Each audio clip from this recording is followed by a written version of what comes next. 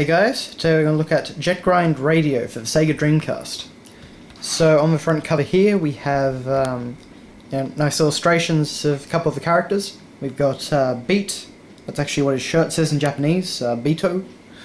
And he's got a spray can in the foreground here next to the logo, which is looking pretty cool. And we also got the female character who's got a very short skirt, and I can't actually remember her name. But anyway, in the background we have all these weird arrows pointing in every direction, and I think we've actually got a bit of the Jet Set Radio logo just there in the background. Jet Set Radio is actually a radio station in the game. In Japan this is actually called Jet Set Radio, but it was renamed for Western audiences. So on the side, of course, we've got the Dreamcast logo. This is the updated 2000 Dreamcast, side label and that sort of thing. So it's in black as opposed to the original white, like you saw in games like Sonic Adventure. Anyway, so on the back we have our usual assortment of screenshots. Sorry about the glare. As you can see, this was pretty much the first game to use the Cel-Shading technique, which we're all pretty familiar with nowadays, but this really was the game to kick it all off.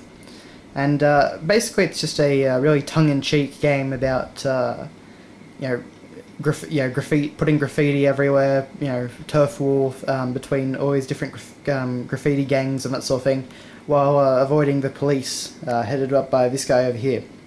It's very tongue-in-cheek. The game actually, each time you turn it on, it tells you that we do not condone graffiti as vandalism and da-da-da-da-da. So yeah. So as you can see, just use standard controller. You can use the Rumble Pack. You can connect to the internet like with a lot of Dreamcast games. Yeah. And yeah, down here, graffiti is art. However, graffiti as an act of vandalism is a crime and punishable by law. Anyway, so inside we of course have the disc. So we've got all these different logos on here. Well, not logos as such, but tags. And we've got Jet Set Radio with this really cool silver outline. And we've got the usual stuff like the Sega Game Secrets helpline and all that. Behind the disc we have a piece of artwork of the DJ of Jet Set Radio, as well as the Jet Set Radio logo.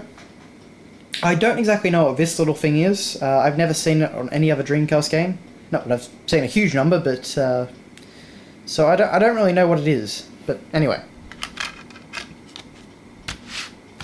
And then lastly, we have the manual, if I can actually get it out properly.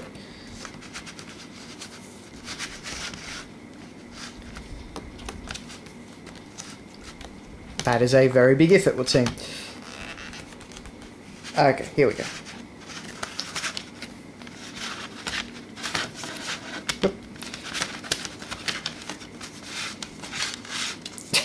Okay, sorry about that. So, of course, this is just the front cover. Dreamcast games all use the manual as the front cover. But inside, it's your pretty standard black and white manual. It's got a reasonable amount of little things in it, like it explains the story pretty well. We have artwork of all the different gangs and like kind of a progression of the game. You got Captain Onishima, who is really short, as you saw on the back of the box. And you get all the characters. Okay, yeah, so her name was Gum. The GGs, and the Poison Jam, and the Noise Tanks, and the Police. So it goes through all the different factions, it goes through the controls. Pretty standard manual, but it covers all the details and gives a pretty good context to the world. So it's overall pretty nicely done. You could actually take pictures of your, because you could create your own graffiti tag, and you could take a picture of it, and you could basically put it up online, and so other people could download your tag that you came up with and use it in the game. So it was a pretty cool idea. And of course you had some mini games with the VMU.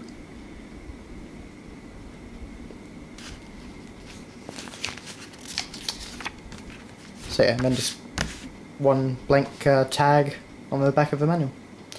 So yeah. Anyway, so that is your look at Jet Grind Radio for the Sega Dreamcast. Thanks a lot for watching, guys, and see you later.